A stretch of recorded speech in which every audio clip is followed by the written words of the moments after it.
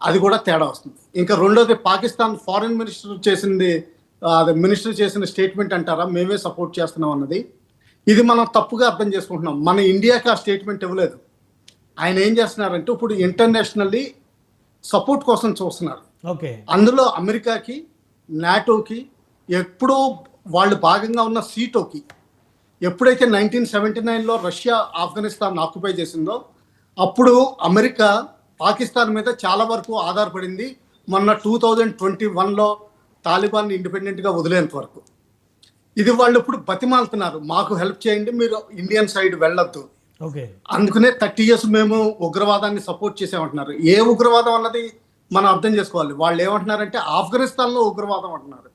మన ఇండియన్లో ఉగ్రవాదం అన్నది ఎప్పుడు ఒప్పుకోరు. వాళ్ళు ఎప్పుడు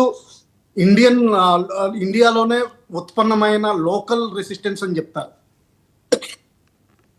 ఇన్ఫాక్ట్ ఎల్ఈటిని టిఆర్ఎఫ్ అంటే లోకల్ రెసిస్టెన్స్ ఫ్రంట్ కింద పేరు ఇచ్చారు. అది ఎందుకు ఇచ్చారంటే యాక్చువల్లీ టిఆర్ఎఫ్ అన్నది లేదు, భూమి మీద లేదు. ఇది ఓన్లీ పేపర్ మీద ఎగ్జిస్టింగ్. ఇది యాక్చువల్గా ఎల్ఈటి, జేఈఎం క్యాడర్స్ కంబైన్ చేసి ఐఎస్ఐ కంట్రోల్ చేస్తున్న గ్రూప్స్ అంతే. ఇది మనం అర్థం చేసుకోవాలి. అదే పాకిస్తాన్ది వాళ్ళది స్టేట్మెంట్ మనకు రాంగ్ ఇంటర్ప్రిట్ చేస్తున్నాం. వాళ్ళు అమెరికాని బతిమాలాలని చూస్తున్నారు, ఇప్పుడు మా సపోర్ట్కి రండి అని. ఇది ఈ రెండు విషయాలు మనం గుర్తుపెట్టుకోవాల్సిందని.